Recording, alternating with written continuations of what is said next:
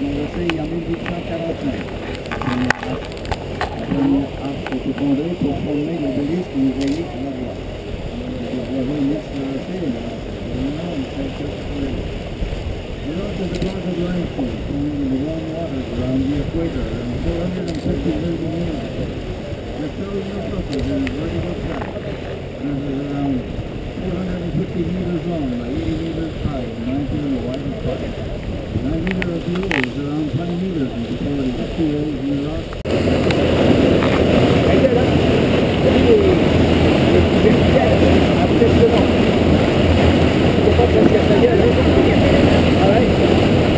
La roche est montée et dans des coutures, les couches sont complètement verticales.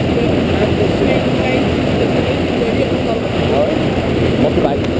Regarde, ça fait des offres presque.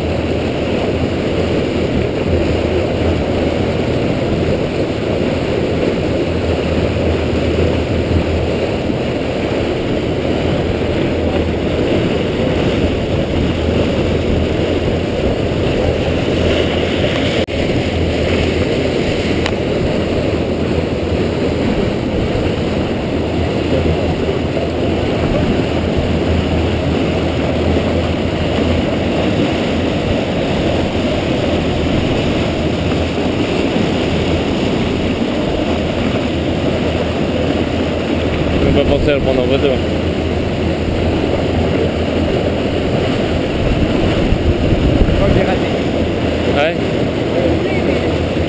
on peut continuer. J'ai tout à l'eau celui-là.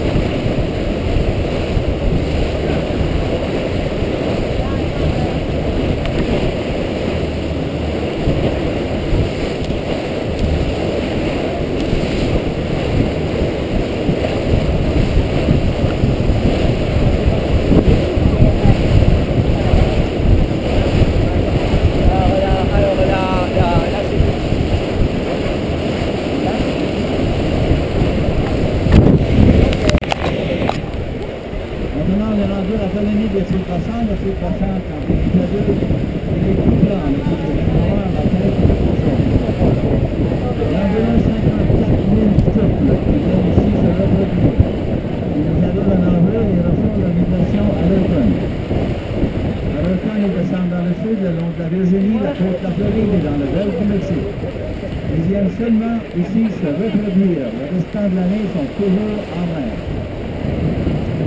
Le poisson aussi est fidèle à son territoire. À chaque printemps, mâles et femelles reviennent au même nid. À l'extérieur du nid, ils ne se reconnaissent pas, donc ils font de migration séparément. Lorsqu'il arrive le printemps, c'est la copulation, ensuite la ponte des œufs, l'incubation 45 jours.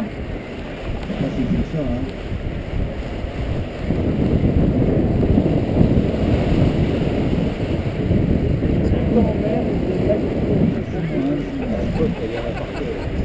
Quand il arrive le printemps, c'est la copulation, ensuite la ponte des œufs, l'incubation 45 jours.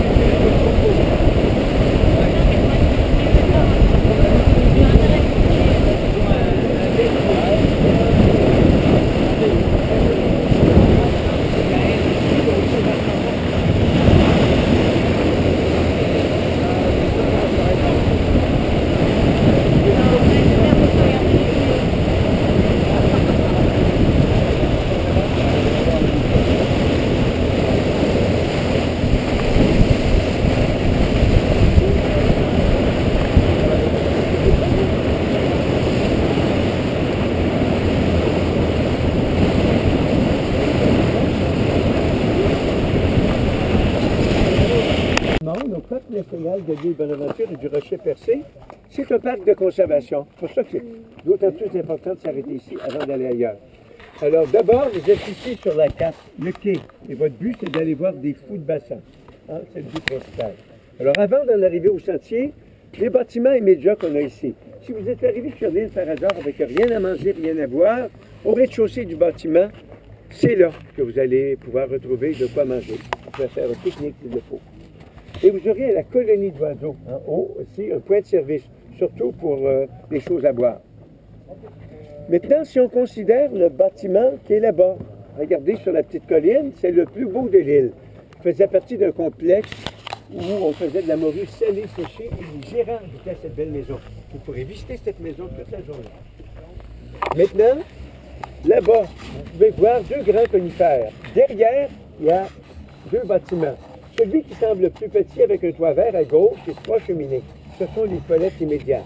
Les autres, vous allez les retrouver le long des parcours.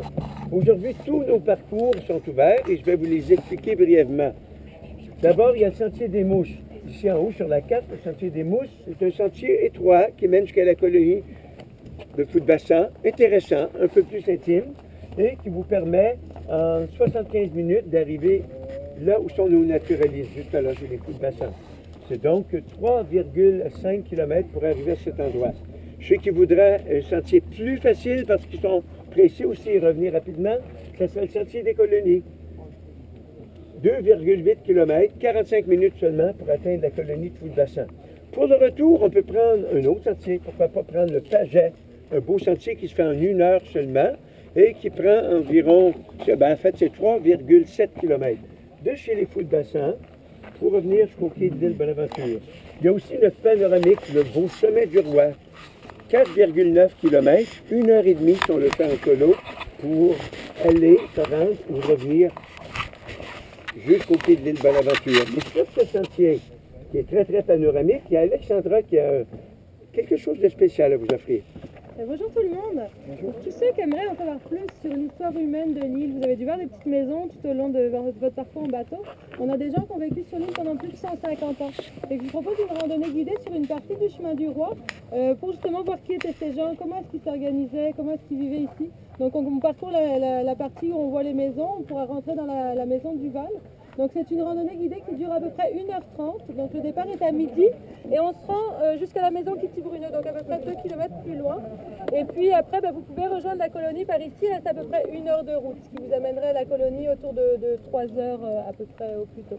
Donc si ça vous intéresse, cette activité, en fait c'est une activité qui est payante pour les adultes. Vous pouvez